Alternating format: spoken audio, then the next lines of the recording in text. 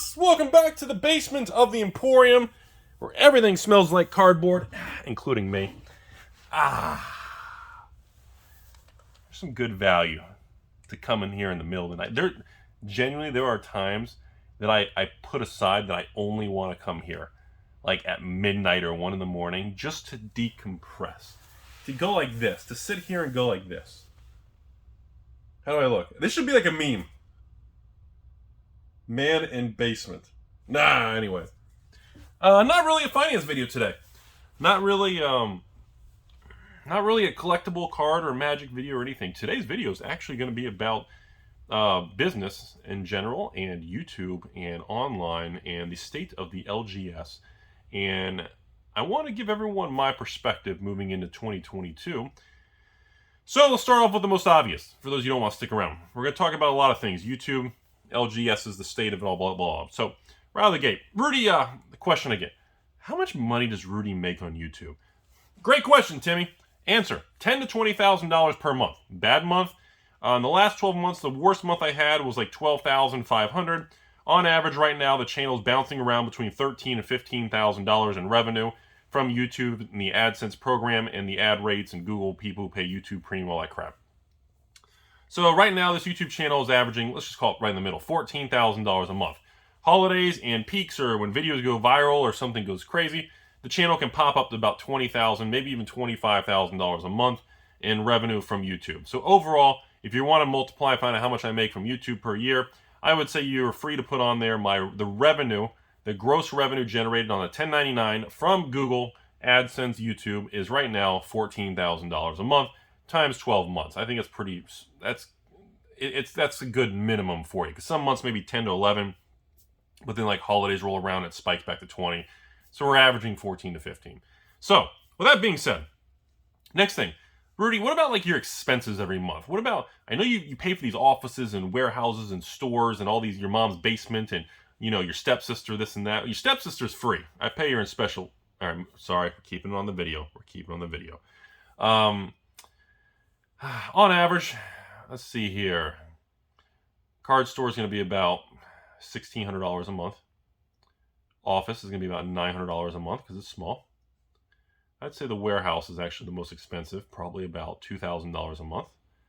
And then you have miscellaneous, like this location be the warehouse, and this location's utility bill to run climate control, and this whole thing is going to be, I don't know, $150, $200 a month just to run air conditioning. No other, you know, not like I have a washer and dryer. Now, sometimes I run the dryer, but that's only just when I invite someone over to get stuck in the dryer. All right, I'm trying to keep the video professional, but come on, you gotta live a little, folks. We gotta have fun. Otherwise, you just smell like cardboard every day like me. Anyways, of course, miscellaneous stuff, you know, fees for processing credit cards and PayPals and blah, blah, blah. And of course, internet and, you know, cell phone bills and, you know, multiple cell phones and internet stuff, all these stupid things. Okay, so that brings me to the next thing here. So in a more normal collectible market right now, Rudy, let's talk about LGSs and the state of everything. And, I've noticed the amount of people wanting to open a card store seems to be tapering off again because we're coming off the crazy money train high where, again, the free tendy days are over. You can't just buy a box and 3x your money. You're not going to buy a flesh and blood box for, $600 and turn into $3,000. Or I guess $600 to $6,000. Or, a new Pokemon box, you can't buy it for $100, it's going to go to $500 immediately.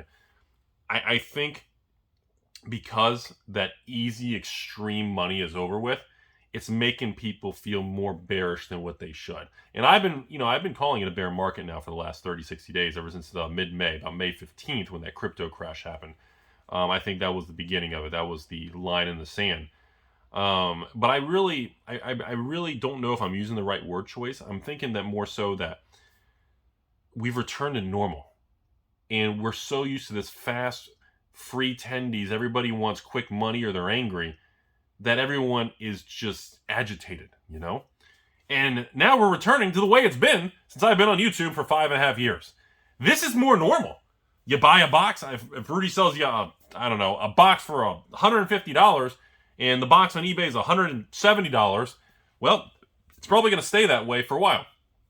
And then maybe it eventually goes out of print, and then that 170 goes to 250. But it takes a year or two, But a lot of people, it's very interesting how much we've all been rewired from the last 9 months that, we don't realize what is normal and what is not anymore. And it's fascinating to watch all of that from everybody. So, another question people have been asking is, all right, Rudy, so what do you think of LGS is right now? That's a yawn. It's saying no, it's 1 in the morning. So let me give you my opinion on this LGS stuff. I am not deviating to my opinion from 2017. My opinion in 2017 was that, no, opening an LGS is stupid. And there are a couple little asterisks and caveats for an exception. We'll go into that. But overall, no matter how you feel and what special angle or your city doesn't have any stores around me, all my play group has nowhere to go. My friends have talked about it for years. There's no one within this 10 city blocks. There's all these kids moving here. Whatever picture you want to paint to me, Rudy, I'm going to do a hybrid with drinks and alcohol, this and that. Okay, that's great. But I am firmly adamant that I would not recommend starting in today's market. Okay? Now, we're going to get into the caveats. Now, the reason, by the way, I don't recommend it is because I don't feel the margins justify the overhead and cost if you don't have everything already in place. Now, there are exceptions to this. As everything in life, there's always going to be an exception. So if you want to point to exceptions and say, Rudy was wrong, that is your opinion to do so. Now, the exceptions of when you should open LGS are as follows. If you have a way to intertwine it with another business that's currently successful. Let's make an example here. Rudy's Taco Stand is currently a 2,000 square foot restaurant, and we're going to make everything up. This is all fake, right? So let's say Rudy has a restaurant, 2,000 square feet. It's already profitable, makes $10,000 profit a month, okay? There's extra space, extra tables, and it doesn't get used at night because it's a lunch business. Well, you could take that, and you could also start selling collectibles, and you could utilize the same overhead and expand into an additional revenue source without incurring any additional overhead or fixed costs. That's different. That's an exception. Number 2, if you're already a really hot chick or a really good-looking dude, or you've got a really good personality, or all 3 of these. I don't think you can be all 3. Maybe you can. I don't know. It's 2021. And you already have an online social presence. You're already kind of well-known. If you have something pre-existing, again, already built in place instead of another successful business. Let's say you have, what's a good example? Let's say Rudy is a, 25-year-old good-looking chick, and I'm going to flaunt my stuff on YouTube, and I'm going to do all these TikTok things. I don't know, whatever, all this stuff. You guys know what I'm talking about. It's all over flipping YouTube now. I guess YouTube's turning into TikTok. If you already have all these clicks and views and subs, you can venture into video games or currency or coin collecting or stamp collecting or toy collecting or vintage this or new release this or collectibles or cards or sports. You can merge into other things, and people are going to come for you. That's the thing. Like on my YouTube channel, people don't really watch my videos to just see what a magic card looks like. Now there's a segment of it maybe, but if I had to guess right now, 50% of the people on this channel come here because of me. If I quit the channel, it replaced it with another dude or another chick, chances are it probably wouldn't feel the same, and it would slowly erode away in value. Because it's really, people are tuning in what I feel is for me more so than whatever a magic card looks like. Now again, they like the fact that I'm able to discuss and communicate very clearly on really cool and interesting topics, and they can learn things or maybe walk away from the video with something new. So that has value. Again, has value. So what I'm getting at is you're starting to notice a pattern here. If you have something else in place, adding an LGS and blending it with another business or expanding a business A and B together does make sense. But having nothing, like Rudy, I'm still a broker for Bank of Amanda, right? Wasn't that the brokerage firm I worked for before we were bought out by the brokerage firm that has a logo as a bear? Okay, so, I'm not going to sit in that brokerage firm slinging stocks and all of a sudden, I'm going to quit my job. I got $50K saved, and I'm going to dump it all. I'm going to open this LGS, put an open sign on in the middle of, I don't know, Gainesville, Florida, Orlando, Florida, Jacksonville, Florida, St. Augustine, Florida, Palm Beach, Palm Coast, Ponte Vedra, I don't know, Fort Lauderdale, Miami, whatever part of Florida you want to be in. I wouldn't do that because that's stupid. You have to understand the history and risk reward. You need to set the tables and the stakes up where you're not just incurring a teeter-totter that's tilted to major risk that could blow up in your face. Now, there are times that some people in the world like things blowing up in their face. I'm trying to stay on topic. I'm sorry. Giggity washing machine again. So, where's Lindsay? Anyways, so we like to have fun here. We like to have fun. But that's the thing. You need to be able to have smooth transitions in life. You have to suck it up and do the crappy jobs you don't want to do and put up with the bosses and the people you don't like because you're using that for income. You're milking it for money and you're saving it. The difference is if you're doing the right thing with the money, there's a good means to an end. If you're a normal Timmy that you're going to work every day, you're waiting tables, you're bartending, and hopefully you can still make money in that post-2020, and you're making $150 in tips and you're blowing it all going out with drinks and trying to hit on the other servers and doing things like that, like young Rudy, and you're spinning your wheels because at the end of each week or each month, you're not having a lot of money left over. If you're not having a lot of money left over, well, simply put, you're not really getting ahead financially and building your wealth for yourself and your family and your future. So that's really all this. All this stuff is about intertwining everything. And so if you're able to work on something else and have it grow, expanding into the card world and LGS and the brick and mortar and then starting a relationship with distribution is not a bad idea. But 90+% of people don't approach it that way. All they know is I love Magic, I love Pikachus, I'm all in. Remember, folks, I've been working with certain distributors for 12 years. 12 years now. Okay, the first 3 or 4 years of those 12 years, I was a normal little Timmy placing small orders, maybe 1 or 2 Magic cases. I was a nobody, okay? And it felt that way. The distributors treated me that way. I was just another small fish. I was a minnow, It took me many years to transition from that to building up more sales volume, which was achieved because I started doing mass box openings, which then evolved to getting more allocation, which evolved into the next thing, which evolved into me saying, let's talk about it on YouTube, which evolved to me having more allocation. Well, now I don't want mass box opening. Let's try this whole wholesale Costco business model. It evolved. It took years. It took me 12 years to get to where you guys are seeing now, just in starting the business that you guys see today, known as Alpha Investments. 12 years, folks. This wasn't a fly-by-night, quick get-rich thing. And of those 12 years of doing this, I can clearly tell you, probably the solid 5-6 of those 12 years, especially the beginning, I never made a penny profit. Of course, I was sitting on inventory and doing things, so any profit I made was just sitting in an extra case of Challenger decks? Who the hell keeps a case of Challenger decks? I do, because watch what's going to happen. This is 2018 Challenger decks. Those babies are already doubled in price. No, I'm kidding. I'm not kidding, but seriously, not related to the video.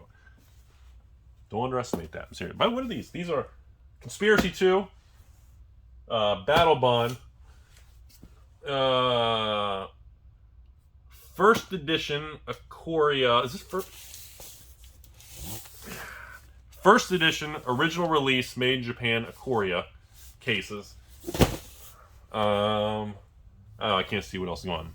So, thought this was a good behind the scenes, good conversation. We haven't had a conversation, folks. It's been a long time since we talked about LGSs and the business of everything. So, conclusion of the video. Unless you have another successful business that you can slowly merge an LGS-style business into, stay away. Don't be a Timmy. Number 2, we're returning to normal. I don't think it's the end of the world. This is not a crash like 2020. We're returning to normal, which feels like a crash because we're all high on our own supply and we're returning down to normal. And that's okay. Number 3, the world of YouTube. I didn't talk much about the YouTube thing. I guess I can talk about it a little bit. The YouTube thing right now, I hate saying this. I feel that the YouTube and making money and starting a channel and making success on YouTube is almost dead. The amount of content and channels on YouTube now is becoming so exponentially insane. It's really impossible to grow your views and size, especially in niche markets like collectibles or anything in particular. I feel the days of building a big YouTube channel or really bringing something new to market is kind of getting towards the end, because the sheer volume of people doing it. There's just so many people and so much content being uploaded. There's no real way to become in the top 1/10 of 1% making millions on YouTube. I just don't think it's possible anymore. And quite frankly, the way the algorithm and how it's preferring these TikTok videos and these click things and these real, I mean, you guys can see on my channel, I upload things half the time. I don't even try to put titles on the videos anymore. I don't put fancy tags. I just don't care about that stuff anymore. If you want to watch the channel, you know, hey, tune in, try to learn something, that's great. If you don't, I'm not going to try to force and like and subscribe and click the thumbs up and thumbs down. Who cares? You know, if someone wants to, that's great. You know, and you can't really take it personally if they don't, because there's just a lot of content out there. And, you know, that's just part of the future. Similar to when I was young, everybody wanted to be a computer programmer with C++ and an engineer in the 90s, because that was the internet computer desktop boom. And then it moved on to the next thing. Then it moved on to the next thing. And now we're in the social media influencer era. And there's going to be a point in time that we're going to move on from that. And I don't think it's the end of the world. And I know a lot of you watching, maybe in small towns or in sections of the world that are very troublesome or very bearish, or the economy is going to crap. But remember, don't let something small locally skew your vision of the overall movement in money and what's going on out there. Because I am here to tell you, from someone who watches a lot of transactions and businesses and talks to a lot of business owners and distributors all over the country and world, the world economy is moving forward. There's problems, and of course viruses and all this silly stuff that's problematic and causes business problems. You know, the world is moving forward. There's a lot of money out there, more than ever. And, you know, there's a lot of opportunities. It's just, you got to rewire how you look for it. And that's the toughest part of it all. So I hope you all learned something. There's a little behind the scenes talk with Rudy today. Have a great day, everybody. Let's look at a box. There's a box.